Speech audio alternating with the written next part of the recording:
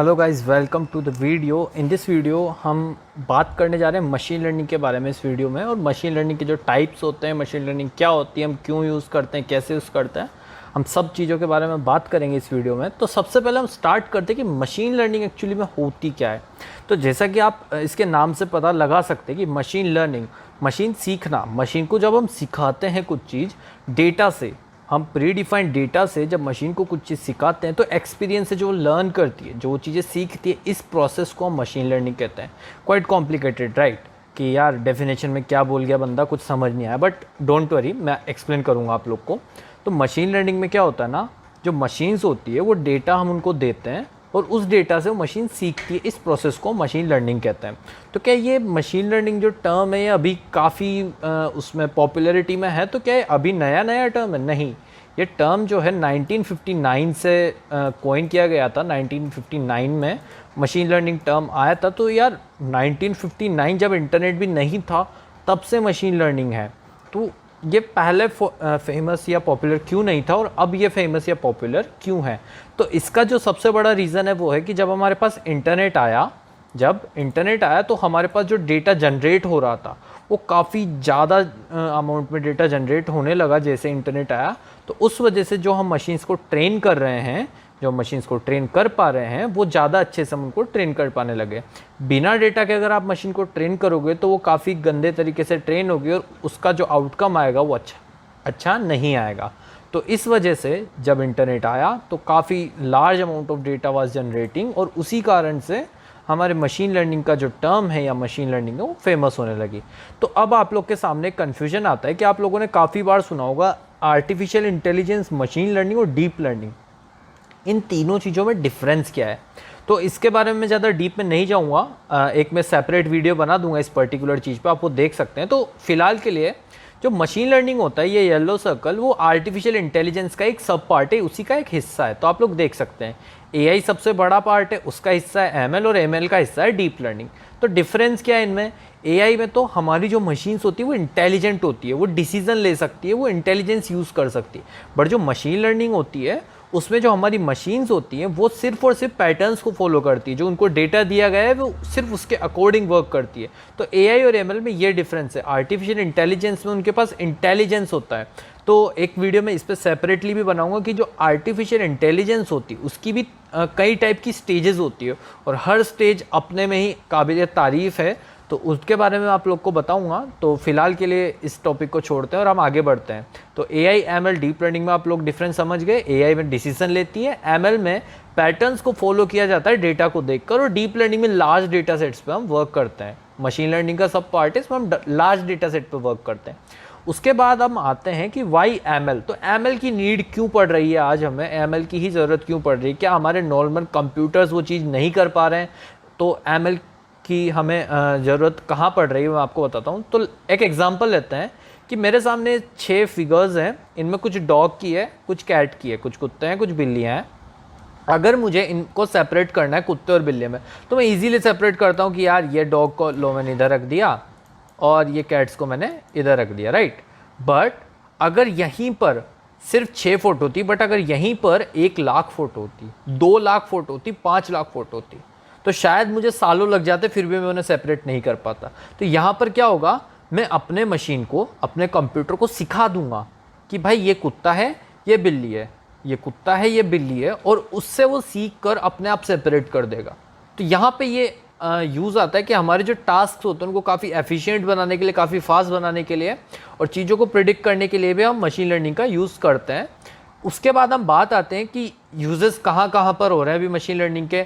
Netflix में आप लोग मूवीज़ देखते होंगे तो आपको रिकमेंड होती है कई सारी मूवीज़, यूट्यूब पे वीडियोस रिकमेंड होती है, स्पॉटिफाई पे गाने रिकमेंड होते हैं। तो जो रिकमेंडेशन सिस्टम्स इनके वर्क कर रहे हैं ये मशीन लर्निंग पे वर्क करते हैं। फिर हमारा जो यूज़ आता है वो आता है कि प्रिडिक्शन सिस्टम्स की, सेल्स प्रिडिक्ट करना, कोरोना वायरस के केस प्रिडिक्ट करना, और भी कई चीज़ें हम प्रिडिक्ट कर पाते हैं मशीन लर्निंग के एल्गोरिथम्स को यूज़ करते हुए। तो I hope you are clear with machine learning. उसके बाद हमारे पास जो चीज़ आती है वो है 3 टाइप्स ऑफ मशीन लर्निंग। हमारे पास आती है चीज़ 3 टाइप्स ऑफ मशीन लर्निंग, जैसा कि आप लोग देख पा रहे हैं स्क्रीन पे। तो पहली टाइप होती है supervised learning, unsupervised learning, reinforcement learning. दूसरी भी टाइप्स हैं बट उनके बारे में हम यहाँ पे डिस्कस नहीं करेंगे क्योंकि जो मेजर हैं वो ये तीन ही है। ओके, सुपरवाइज्ड, अनसुपरवाइज्ड और रीइंफोर्समेंट। तो इनमें डिफरेंस क्या है? तो सबसे पहले हम बात करते हैं सुपरवाइज लर्निंग के बारे में। तो सुपरवाइज लर्निंग का चलो एक एग्जाम्पल से हम पहले एग्जाम्पल लेंगे, उसके बाद मैं आपको समझाऊंगा। यहाँ पे कुछ एप्पल्स दे रखे हैं मैंने मेरी मशीन को बताया कि भाई ये एप्पल है, मैंने डेटा दिया, लेबल डेटा जिस पे लिखा हुआ था कि ये एप्पल्स की फोटो है, मेरी मशीन ने सीख लिया। और अब अगर मैं मेरी मशीन से पूछता हूँ कि भाई ये ग्रीन कलर का ऑब्जेक्ट क्या है, तो ये मुझे बता देगा एप्पल। तो यहाँ पे क्या हुआ, सुपरवाइज लर्निंग में जो मेरी मशीन है उसको मैंने लेबल डेटा दिया, मैंने मेरी मशीन को सिखाया कि इस चीज़ को ऐसे करना है, उसने एक पैटर्न जनरेट किया और वो अब रिकॉग्नाइज कर सकता है इस ऑब्जेक्ट को। तो दिस इज सुपरवाइज लर्निंग। हम मशीन को सिखा रहे हैं लेबल्ड डेटा के थ्रू, लेबल डेटा के थ्रू हम मशीन को सिखा रहे हैं। So this is supervise learning.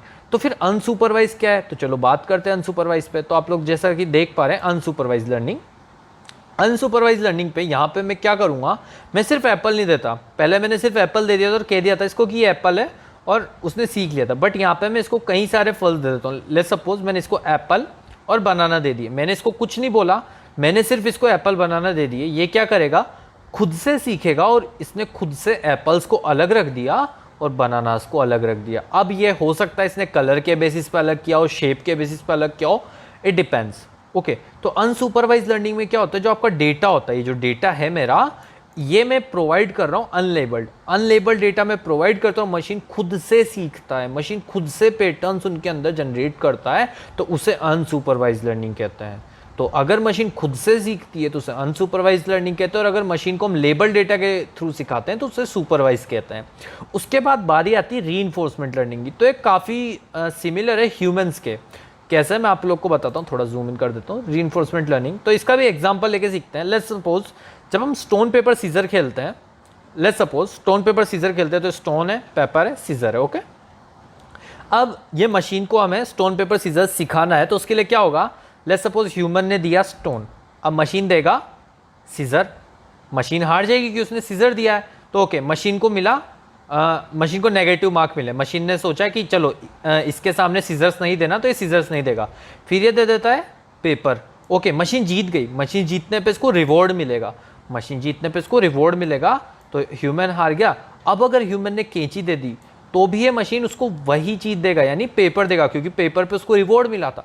But अब वापस से मशीन हार जाएगी क्योंकि पेपर हर बार तो नहीं जीतेगा सीजर्स के सामने, सीजर्स के सामने पेपर हार जाता, तो मशीन को वापस नेगेटिव मिलेगा। तो इस टाइप से रिवार्ड और नेगेटिव के पॉइंट पे जब हम मशीन को सिखाते हैं, मशीन खुद से सीखती है हिट एंड ट्रायल मेथड से, उसे हम रीइंफोर्समेंट लर्निंग कहते हैं। अगर आप लोग को ये कंफ्यूजिंग लग रहा है तो एक और एग्जांपल लेते हैं।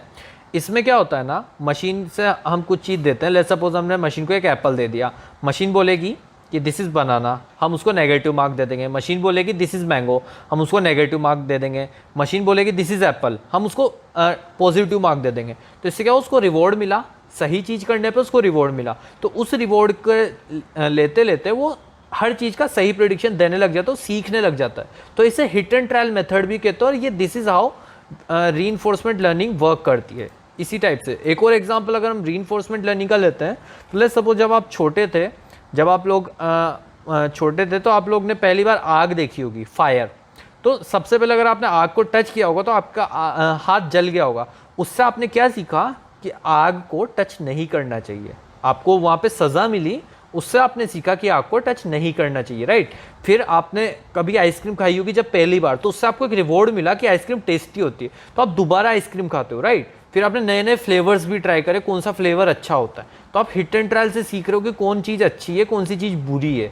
तो this is how reinforcement learning works. So I hope you enjoyed the video, और नेक्स्ट वीडियो में हम बात करेंगे स्टेजेस ऑफ एआई, और उसके अलावा मैं एक और वीडियो बनाने जा रहा हूँ जिसमें हम बात करेंगे AI versus machine learning versus deep learning. So thank you everyone.